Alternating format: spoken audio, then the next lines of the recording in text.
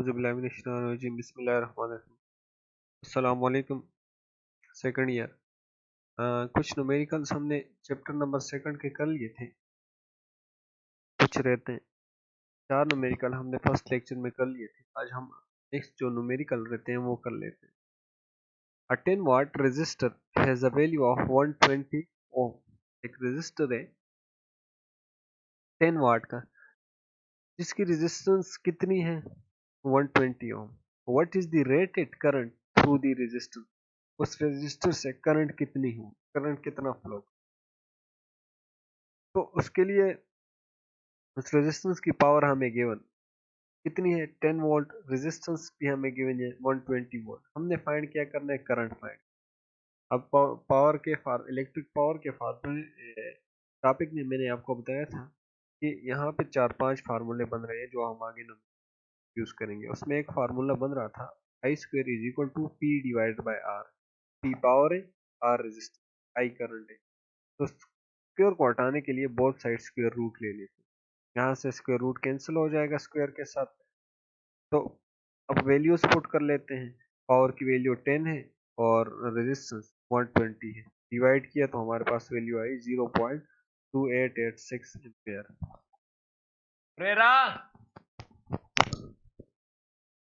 Next numerical में a resistor of 50 ohm has a potential difference of 100 volt। एक resistor है 50 ओम का जिसका पोटेंशियल डिफरेंस 100 वोल्ट है। DC across 1 हाफ कितना करंट वो 100 वोल्ट है जो हमने उसको प्रोवाइड किया है। सोर्स वो DC करंट है। कितने हार्स में वो कैरी करता है करंट को, 1 घंटे में। कैलकुलेट पावर एंड एनर्जी, दो चीजें हमें कैलकुलेट करनी है, पावर और एनर्जी। रेजिस्टेंस हमें गिवन है 50 ओम, पोटेंशियल डिफरेंस भी गिवन है, वोल्टेज दैट इज 100 वोल्ट और टाइम 1 हावर। तो इसको सेकंड में कन्वर्ट कर ले, 1 घंटे में 3600 सेकंड होते हैं। पावर फाइंड करने के लिए जो इक्वेशन है that is P is equal to V square divided by R. P is equal to V की वैल्यू प्लेस कर ले। अब जो भी पावर का फार्मूला आप यूज करेंगे आप डेटा के मुताबिक यूज करेंगे। डेटा में देखेंगे कि जो जो चीजें हमें गिवन है तो वो यूज करेंगे। P is equal to 100 divided by 100 का स्क्वायर डिवाइडेड बाय 50। तो कैलकुलेट करें तो पावर हमारे पास 200 वोल्ट आती है, वाट, सॉरी वोल्ट नहीं वाट। और दूसरा हमें एनर्जी फाइंड करनी है। एनर्जी का फार्मूला इस चैप्टर में जो हमने पढ़ा है that is E is equal to P into T, power into rate of doing work multiply by time. E is equal to power की वैल्यू पे प्लेस कर ले, मल्टीप्लाई बाय टाइम हमें गिवन है 3600। इन दोनों को मल्टीप्लाई कर ले तो एनर्जी कितनी आ जाएगी 0.72 मल्टीप्लाई बाय 10 टू पावर 6 है। तो 10 की पावर 6 का प्रीफिक्स मेगा है, वो मेगा जाउल हो जाएगा। न्यूमेरिकल नंबर 7 पूछ रहा है कि calculate the current through a single loop. Current find करना है, एक ही लूप है जिससे करंट फ्लो हो रहा है और वो करंट हमने फाइंड करना है। उस करंट का ईएमएफ हमें गिवन है, ये हमें गिवन है 120 वोल्ट। रेजिस्टेंस भी हमें गिवन है दैट इज 1000 ओम। 120 वोल्ट और रेजिस्टेंस 1000 ओम है। एंड इंटरनल रेजिस्टेंस वो भी हमें गिवन है 0.01 ओम। इंटरनल रेजिस्टेंस मैंने एक्सप्लेन किया था, एटम्स की वजह से, उनकी कोलिजन की वजह से जो resistance that is internal resistance. अब जाहिर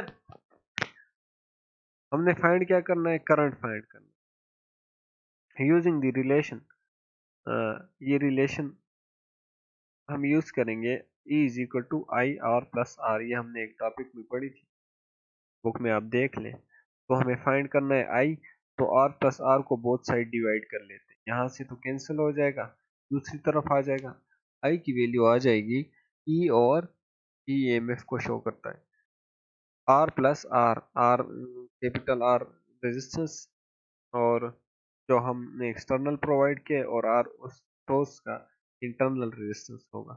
दोनों की वैल्यू पुट कर ले तो आई की वैल्यू 0.1199 एम्पेयर आ जाएगी। पॉइंट को शिफ्ट कर लेते हैं और राउंड ऑफ करके ये आ जाएगा 120 milli ampere. Numerical number 8, find the current through the resistance of the figure. Figure हमें गिवन है, हमने क्या करना है, हमने सिंपली करंट को फाइंड करना है। ये रेजिस्टर हमें गिवन है, इससे हमने करंट को फाइंड आउट करना है। ये सर्किट हमें गिवन है। करंट की डायरेक्शन कुछ यूं है, बुक में आप देख लें फिगर को। एक रेजिस्टर है 2 ओम का, एक रेजिस्टर 1 ओम का, और एक रेजिस्टर है दो ही रेजिस्टर लगे हैं, एक 2 ओम का, एक 1 ओम का। एक बैटरी प्रोवाइड कर रही है 10 वोल्ट और दूसरा ईएमएफ प्रोवाइड कर रही है 6 वोल्ट। हमने करंट फाइंड करना है, किरचॉफ्स लॉज लगाएंगे यहाँ पे। Late E1 is equal to, इसको E1 का नाम दे देते हैं 10 वोल्ट, E2 इसको 6 E2 का नाम देते हैं जो कि 6 वोल्ट था। R1 रेजिस्टर 1 2 ओम था, और R1 60 और R2 10 ओम। नहीं 60 नहीं है, ये 2 ओम है और 1 ओम है। ओके, 6 ओम और 1 ओम है, 60 नहीं। हमने फाइंड करना है करंट, अप्लाइंग कर Kirchhoff loss, voltage law along close loop. एक टॉपिक मैंने आपको कहा था कि ये ज़रूर आपने पढ़ना है, किरचॉफ वोल्टेज लॉ अक्रॉस है क्लोज लूप, उसमें ये टॉपिक था। तो यहाँ पे देखें, हम अगर इस डायरेक्शन से आए, करंट की मूवमेंट को इस डायरेक्शन से शो करें, तो करंट यहाँ पे सबसे पहले E1 पे देखें ड्रॉप हो गया, हाई पोटेंशियल से लोअर पोटेंशियल पे आ गया। तो जब भी वोल्टेज ड्रॉप होगी, सॉरी करंट नहीं, वोल्टेज जब भी ड्रॉप होगी तो उसको हम नेगेटिव लेंगे। ये किरचॉफ वोल्टेज लॉ के रूल है। तो करंट यहाँ से इस रेजिस्टर के साथ, इस रेजिस्टर के थ्रू मूव कर रहा है। अब ये रेजिस्टर जो है, इसमें करंट जो फ्लो कर रहा है due to this source and due to this source, दोनों की वजह से है। तो इस रेजिस्टर को हम कह सकते हैं, यहाँ से जो करंट फ्लो कर रही है दैट इज वोल्टेज ड्रॉप जो आ रहा है दोनों की वजह से आ रहा है, इस करंट की वजह से भी और इस करंट से भी। I1 माइनस I2 का नाम दे देते हैं। अब यहाँ पे तो ऑब्वियसली वोल्टेज ड्रॉप होगा तो उसको हम ये नेगेटिव लेंगे, into R1 is equal to 0। Values place कर लें। ये तो एक लूप के लिए थी। अब दूसरे लूप के लिए माइनस I2R2 प्लस A2R2, इसी तरह रूल लगा ले। जहाँ पे वोल्टेज ड्रॉप हो रहा है वहाँ पे माइनस लगा ले, और जहाँ पे वोल्टेज राइज हो रहा है, इंक्रीज हो रहा है, वहाँ पे पॉजिटिव साइन लगेगा। अब यहाँ पे देखिए वोल्टेज ड्रॉप हो रहा है, I2R2 हो जाएगा इस रेजिस्टर 2 से, यहाँ पे नेगेटिव से पॉजिटिव की तरफ जा रहा है, तो पोटेंशियल में इंक्रीज आएगा, पोटेंशियल में राइज आएगा, तो उसको हम पॉजिटिव लेंगे।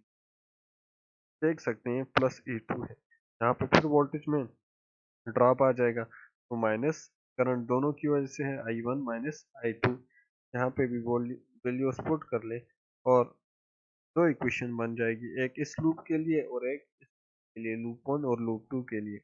दोनों इक्वेशन को ऐड अप कर लें। जब दोनों इक्वेशन को ऐड अप करेंगे, कुछ चीज़ें जो कैंसिल हो रही है इनको कैंसिल करें, हमारे पास क्या बचा, minus I2R2 minus 4 is equal to 0। हमें I2 चाहिए, तो I2 कितना आ जाएगा, 4, 4 इस तरफ चला जाएगा, क्या बन जाएगा, प्लस हो जाएगा I2 is equal to minus 4 in putting the value in equation 1। Equation 1 में यही वैल्यू पुट कर ले I2 की, तो 2 minus 2I2 plus 2 minus 4 minus 10 equal to 0। Values put की तो I1 हमारे पास कितना है, 9 ampere. Current flowing through resistor R2 is I2, जो रेजिस्टर R2 से करंट फ्लो कर रहा है that is minus 4 ampere, and current through resistor 1 I1 minus I2 वो कितना है, that is 5 ampere. Find the terminal potential difference of each cell in a circuit. जितने भी सेल सर्किट में सेल लगे हुए हैं वहां का हमने पोटेंशियल डिफरेंस फाइंड करना है। टर्मिनल पोटेंशियल डिफरेंस, टर्मिनल पे जो पोटेंशियल हमें गिवन है, रेजिस्टर R1 जिसकी वैल्यू 0.1 ओम है, R2 हमें गिवन है जिसकी वैल्यू 0.9 ओम है, और जो बैटरी है, टर्मिनल सेल है, जो सेल है और उसका ईएमएफ एक का 24 वोल्ट है, दूसरे का 6 वोल्ट। तीन रेजिस्टेंस लगे हैं, एक की रेजिस्टेंस 8 ओम है। हमने क्या फाइंड करना है? हमने पोटेंशियल डिफरेंस, एक सेल पे भी पोटेंशियल डिफरेंस फाइंड करना है, टर्मिनल पोटेंशियल डिफरेंस, और दूसरे सेल पे टर्मिनल पोटेंशियल डिफरेंस फाइंड करना है। Since E1 and E2 oppose each other, दोनों obviously oppose करेंगे each other, तो net EMF is equal to their difference। जितना भी net EMF होगा उनके difference की वजह से ही होगा। I के लिए जो फार्मूला यूज हो रहा है, I is equal to En divided by Rn। En summation of all the EMF divided by Rn, जितने भी रेजिस्टेंस, तो En कितने हैं? दो ही EMF लगे हैं। E1 plus E2 divide by resistance 3 है, R1 Rn प्लस R2। सबकी वैल्यूज प्लेस कर लें तो I की वैल्यू 2 एम्पियर आ जाएगी। Now terminal potential difference of both cell can be calculated as follow. किस तरीके से करेंगे? टर्मिनल पोटेंशियल डिफरेंस का फार्मूला पीछे गिवन है, अब देख लें। V1 के किसके बराबर आ जाएगा? E1 EMF वाला E माइनस IR1। E1 कितना है? 24 माइनस आई भी हमने फाइंड कर लिया 2, और R1 की वैल्यू 0.1। ये तो पोटेंशियल हुई 1 पे, सेल 1 पे। अब दूसरे सेल के लिए भी यही प्रोसीजर हम यूज करेंगे, बस वैल्यूज I1 R2 की डाल लेते हैं और E2 की वैल्यू डाल लेते हैं। तो potential difference at terminal cell 2 will be 7.8 volt. Last numerical में पूछ रहा है, the volt meter in the circuit at the right may be considered to be ideal value।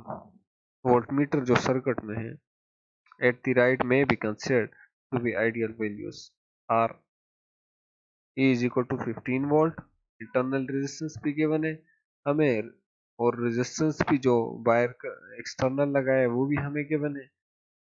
दो रेजिस्टर लगाए हैं, दोनों की वैल्यूज गिवन है। हमने करंट थ्रू R1 फाइंड करना है। ये जो रेजिस्टेंस R1 है, यहाँ पे हमने करंट फाइंड करना है।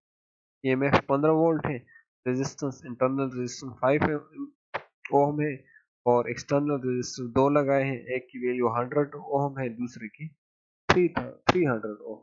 हमने फाइंड क्या करना है? Current through R1।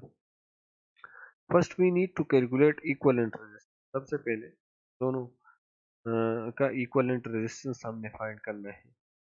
R equivalent as given circuit contain more than one resistor, ideal voltmeter has definite resistance, so there is no current through R1 and R2 are in parallel। Parallel में है तो कोई current नहीं flow करेगा, उसके लिए हम सबसे पहले इक्विवेलेंट रेजिस्टेंस फाइंड कर लेते हैं।